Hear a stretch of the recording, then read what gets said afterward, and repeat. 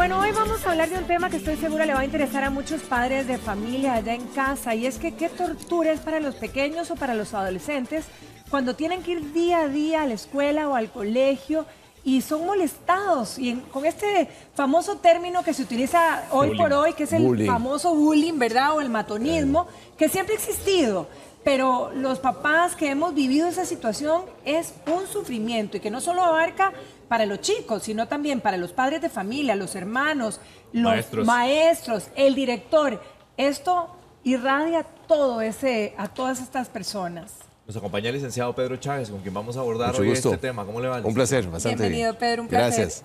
Pero tenemos el primer caso con Carla González, está desde Alajuelita, y vamos a, obviamente, escuchar un poco lo que los padres nos manifiestan acerca de este tema. Carla, buenos días. En 5 minutos lo toca. Sí, que ya venimos.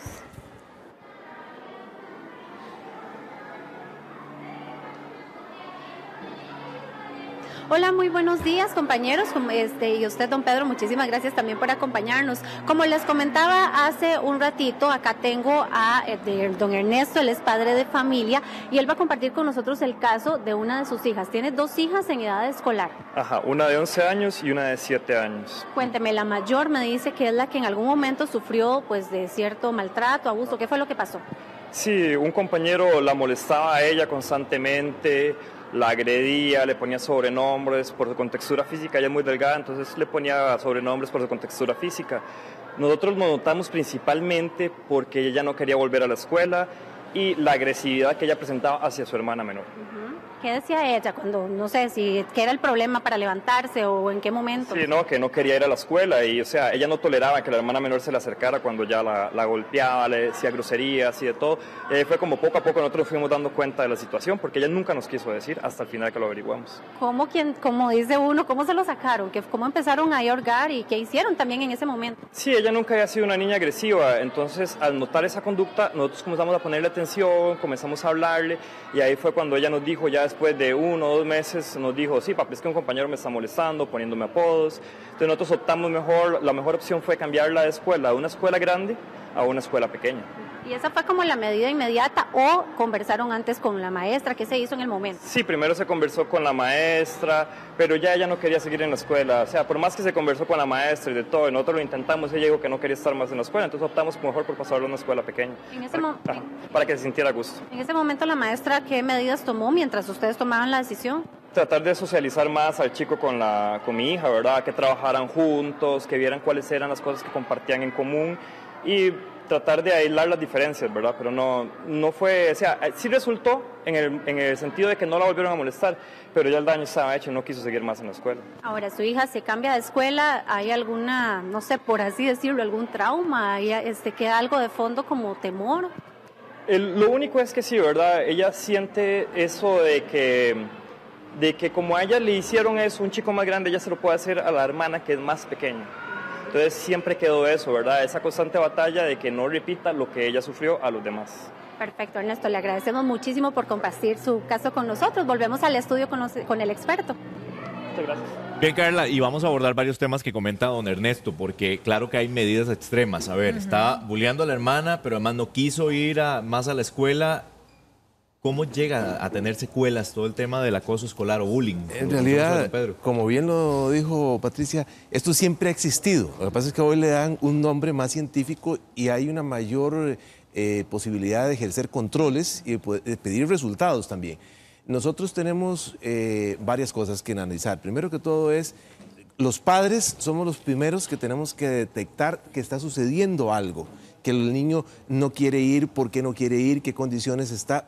Los amigos y amigas que siempre tienen, normalmente son un problema para los alumnos en clase, pero en estas cosas más bien se convierten en detectores para nosotros los padres de familia que debemos decir, bueno, si hay alguna situación, hablemos con los padres de los otros niños, tratemos de conseguir información. No es para chismear, que es lo que usan normalmente los chats y el WhatsApp, los padres de familia muchas veces, o madres principalmente, sino es para informarnos adecuadamente, poder conseguir información y valorar.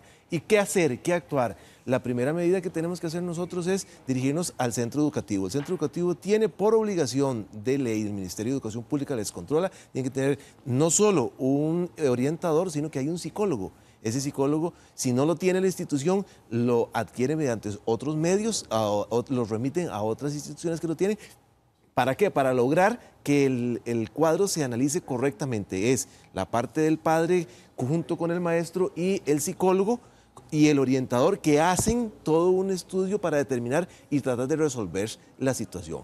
¿Qué sucede cuando aún así no se puede resolver? Bueno, hay que ver también lo que nosotros tenemos. Hay que ver si la condición que tiene el niño es propicia para, o sea, hay entonces elementos de la familia que tal vez no estamos analizando correctamente. ¿Qué sucede en ese hogar? Ese hogar se hace el bullying, se hace una mayor atención a quien actúa de forma despectiva, molestando. Entonces hay que vernos hacia adentro y tratar de resolverlo. Para eso está el psicólogo tenemos que acudir al psicólogo. Y lo último que nos quedaría es acudir al abogado, que es la última instancia, que es la que menos recomiendo en este momento, porque esos son temas que hay que resolverlos dentro del hogar, dentro del centro educativo, pero también pueden tener repercusiones a nivel de lo que es una parte estrictamente legal, porque está la injuria, la difamación, que pueden constituir delitos por esas actuaciones de menores o de mayores, que son, en el caso de los menores, son responsables los padres en la parte civil. Entonces, sí hay medios para poderlos atacar.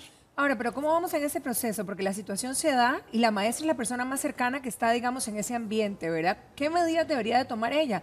Muchas veces la maestra, digamos, que tiene un contacto con el padre del chico que está agrediendo, pero la gente generalmente, o los papás de los chicos, que generalmente son los que hacen el bullying, también rechazan inmediatamente la posibilidad de que sus hijos sean los que están promoviendo esto. Bueno, Patricia, nosotros tenemos hoy todos los días la posibilidad de tener el teléfono celular que tiene video. Tomen video. Y como educador, les puedo decir, soy profesor en la Universidad de Costa Rica y como educador yo detecto cuando hay un bullying inmediatamente. En un par de ocasiones, hace unos cuantos años, llamé a 2 de los alumnos y les dije, todavía en la universidad, claro, en la universidad Pedro, existe, por uno supuesto. creyera que eso ya pasó, y todavía ¿verdad? le voy a decir, y en derecho específicamente, que esto ya es más delicado. Y los llamé y les dije, mire, ustedes pueden tener responsabilidad.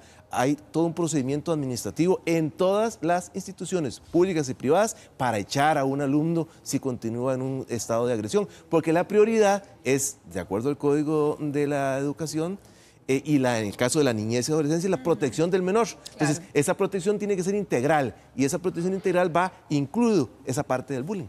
Don Pedro, pero usted decía un tema que es muy cierto. Nosotros somos reflejo de lo que en la casa aprendemos. Así Eso es una realidad, ¿verdad? Porque hay padres, como decía Patricia, se enojan y dicen, no, eso no es conmigo, es que no. Pero no todos los niños también son la perlita que llamamos, ¿verdad? Así es. Entonces, es cierto. ¿cómo abordar ese tema desde el punto de vista de los padres? Porque es evidente que ahí es donde nace el problema. Bueno, yo creo que lo primero que tenemos es, si hemos sido responsables a la hora de tener un hijo, tenemos que asumir las responsabilidades de su educación. Y parte de su educación es saber en qué momento tengo que hacer una introspección, es decir, el error está en mí. Es muy difícil hacerlo, no es fácil, pero bueno, es parte de nuestra responsabilidad. Pero para eso existe el otro cónyuge, porque normalmente no son los dos, normalmente siempre es uno el que bulea, porque hay otro que está siendo buleado. En esas condiciones, el otro cónyuge puede tener acceso a decir, mire, aquí está pasando esto, y comunicarse directamente con la institución y tratar de resolverlo. Y también ahí interviene el Patronato Nacional de la Infancia, es parte de la última institución que tendría que intervenir, es el Patronato Nacional de la Infancia, porque la mayoría de todos ellos son menores de edad. Bueno, vamos con otro caso. Ahí está Carla González lista con otro caso acerca del bullying, ¿verdad? Y es que esto, como decíamos, afecta a todos en casa. Carla, nuevamente, adelante. Gracias. Como comentábamos hace un momento, un problema como esto no solo afecta a los niños, a los padres, sino que también el centro educativo se ve como en una encrucijada de cómo reaccionar, cómo beneficiar, por así decirlo, a ambas partes. Por acá me encuentro con Kennedy, que ella es la encargada de atención de problemas emocionales acá en esta escuela. ¿Cómo está? Bien, ¿y ustedes?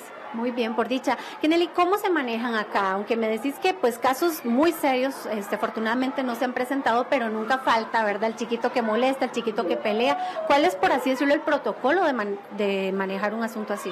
Bueno, evidentemente en el momento de crisis asistimos al aula, a la compañera que tenga la situación, probamos separar a los estudiantes sin que ninguno de los dos se sienta más afectado de lo que ya la crisis lo provoca. calmada la situación, ¿verdad? Separados, se les ofrece este espacio que es la oficina para que se calme, para que si necesita tomar agua, ¿verdad? En ese momento de horas de clase. Una vez que pasa esto, entonces se les invita a los padres de familia que nos visiten, conversamos con ellos. Muchas veces funciona la estrategia, los padres de familia ponen en práctica algunos de los consejos que están en todo lugar, ¿verdad? Y si esto no funciona y volvemos otra vez a reincidir con el problema, pues entonces visitamos el hogar y conocemos un poco la comunidad, las actividades que los chicos practican y volvemos de nuevo otra vez con los padres de familia. Cuando han sido situaciones muy fuertes, buscamos otras redes de apoyo, ¿verdad? Nosotros contamos con una red RISA que tiene el MEP, la Caja del Seguro Social y el Ministerio de Salud. Ellos nos ayudan mucho en una prevención temprana. Y de nuevo, una conexión constante con los padres de familia. ¿Cuáles son como los problemas más comunes que se presentan, verdad? Y también, ¿cómo reaccionan papá y mamá que nos, tal vez usted me dice que a veces apoyan, pero a veces no? ¿Qué es lo más común? Las quejas, hemos tenido pocas situaciones de violencia física, emocional sí, y se trabaja con talleres. Por ejemplo, en este momento la compañera de materno infantil está implementando cómo me sentí cuando venía al kinder. Ok, entonces me siento feliz o siento miedo o estaba triste, ¿verdad? Y ellos van identificando esa emoción que nosotros probamos desde que están pequeñitos que la acepten. Ok, si estoy enojado, pero no es responsabilidad de mis compañeros mi enojo. Y lo vamos trabajando con los talleres básicamente desde el aula. Perfecto, Tinelli, muchísimas gracias. Entonces, volvemos al estudio porque realmente, pues, estas situaciones han sido sencillas de manejar, pero en muchos otros centros educativos realmente se complica el asunto. Así que, ¿qué se puede hacer? Ay, Carla, bueno, entre la espada y la pared realmente está la actuación de los maestros en todos los casos, porque la verdad es que tenés al alumno, que es el que hace el bullying, ¿verdad? El que molesta, el matoncillo y bueno, a veces decimos matoncillo, pero a veces con simplemente sutiles palabras estamos afectando tremendamente a un pequeño. Y el pequeño afectado. O el grande afectado, porque obviamente no es el más pequeño de estatura ni el más pequeño de edad, sino el que tiene mayor desarrollo, el más alto, el más gordo, el más toda delgado. La vida, ¿verdad? O sea, yo alta desde chica, ¿y cómo lo molestan a uno? Es terrible, es muy mal.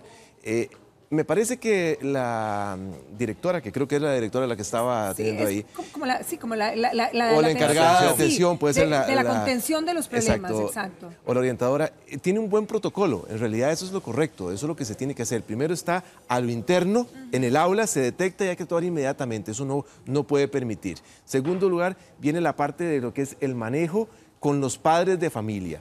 Y con los padres de familia nosotros tenemos aquí un trabajo que es muy importante y es cómo van a resolver o cómo van a tomar ellos la resolución de ese tema. Exacto. ¿Lo van a tomar a la defensiva o va a ser una toma de decisión en el cual lo manejan de una forma inteligente, responsable? Y ahí esa intervención, bien lo dijo la educadora, es fundamental. Vea que ellos regresan 2 y 3 veces al hogar y le dan seguimiento al hogar. Impresionante. Porque normalmente ahí es donde está el problema. Radica ahí. Ahora, ¿qué pasa cuando no hay forma? Ella dijo, tenemos una red de apoyo y es correcto. Lisa. Exactamente, dijo Ministerio de Salud, pero está la del Ministerio de Salud, está la de la Caja Costarricense en general, está la del Patronato Nacional de la Infancia y de último está la del Poder Judicial también. O sea, que tenemos que tener claro que los padres tomen conciencia. Somos responsables, nosotros los padres, por las actuaciones de nuestros hijos menores de 15 años. Y ahí tenemos responsabilidad y de índole penal y civil. Tenemos que detectar cuando están siendo víctimas, ¿verdad? Y no solo víctimas, sino también cuando somos los agresores. Porque tal vez nuestro hijo se porta excelente, pero una vez que sale del hogar, la actuación es muy diferente. Aquí tenemos comentarios de nuestros amigos televidentes y Shirley Dayana es la primera que nos escribe: a mi hijo de 5 años en materno fue víctima de agresiones físicas por parte de sus compañeros al punto de llegar a un quirófano, burlas y humillaciones. Yo no me puedo imaginar a Shirley como madre, porque uno que ha vivido la escolaridad de los pequeños, cuando hay estas situaciones es desgarrador. Y esto no me lo puedo imaginar, Pedro. Mire, es totalmente inaudito, pero ocurre. Voy a citar 2 casos que conozco. Bueno, uno fue mi hija menor, la mayor, perdón, cuando estaba en el kinder. Llegó con un mordisco en el pecho inmediatamente, tanto mi esposa como yo acudimos, la actuación fue muy pobre del kinder y lo que hicimos fue cambiarla de kinder, solucionado el problema. Bueno, esa es una de las medidas inmediatas, pero también tenemos otro caso, que es cuando empieza el bullying y la agresión es mayor. Un sobrino, estando en el colegio, en tercer año, otro compañero, estando escribiendo, le golpeó y le abrió la ceja y el labio. Bueno, está la expulsión. Para eso es el caso de la expulsión. Fue expulsado el castigo al agresor. Todo esto nos lleva a ver un tema importante y es, hay violencia. La violencia genera más violencia. No podemos actuar nosotros como padres en forma violenta, sino tenemos que bajar. Eso es lo primero, pero es lo primero que tenemos que atacar. No atacar la violencia. Con más violencia no nos genera nada bueno. Pero repitamos esa situación donde el padre, donde se entera que al hijo, y esto sucede, reacciona terriblemente. Pero dejemos eso para comentarlo, Douglas. Ahí está Joe Salazar, dice, ¿qué pasa cuando la agresión viene de parte de los profesores? Mi hermano está en el colegio y es constante la agresión de un profesor y un auxiliar del colegio. ¿Qué pasa? Bueno, ahí? Denúncielo, denúncielo. Inmediato. O sea, no se puede permitir la agresión, mucho menos en este cargo del encargado o supervisor, el profesor, que es el que debe enseñar, jamás el que debe de agredir. Entonces, también ahora voy a decir algo a favor de los profesores, porque también en la otra parte, yo soy profesor universitario y tengo que decirlo. Mire, muchas veces los alumnos son los que incitan al profesor a que los agreda. Se extralimitan. No, por una razón, para tener un tema de apoyo, para tratar de negociar notas y una serie de cosas. Eso pasa en todos los centros educativos, de secundaria y de universitaria. Entonces, aquí un consejo para los profesores, no nos dejemos caer en esas circunstancias. Cuando ocurre eso, teléfono, grabe lo correspondiente, ábrale un procedimiento administrativo y verá que eso se soluciona. Ok, tenemos a Cinea Carvajal. Yo tengo un hijo de 13 años que nunca me dijo nada, que esta es otra situación. Sí, también ocurre. La orientadora me contó que lo molestaban, hablé con el director y no resolvió nada. Tuvo que salir del colegio. Bueno, ahí la actuación del director es la más delicada. Que sí, me impresiona que ellos detectaron esto y pero simplemente... si la actuación del director es incorrecta, para eso existe el tema de los supervisores, las regionales, el Ministerio de Educación. La solución no es cambiar al niño, muchas veces. La solución es fundamentalmente tratar de que se modifiquen las conductas y de última es cambiarlo. ¿Qué pasa cuando estamos en una institución pública? Que los procedimientos para cambiarlo o sustituir es más difícil. En una institución privada es más fácil y los problemas se pueden solucionar más rápidamente porque hay un interés económico de por medio, aunque digan que no, hay un interés económico de por medio, mientras que en la pública eso no existe. Entonces hay que ver en cuál de las circunstancias estamos y cómo lo vamos a ir manejando. Pero la regla es una. No se debe permitir el bullying, no se debe permitir la agresión. Hay que pedir las responsabilidades y que actúen. Si no actúan, existen superiores y canales, Ministerio de Educación Pública, la entidad o junta de educación correspondiente, etcétera, que puede permitir, y de último digo, el Poder Judicial, pero tratemos de no meterlo. Hay donde acudir, eso es lo bueno. Exacto, y ese es con el mensaje que queríamos terminar, ¿verdad? No hay que permitirlo y hay que acudir a las fuerzas. Muchísimas gracias, Pedro, un placer tenerte aquí en casa. A sus órdenes.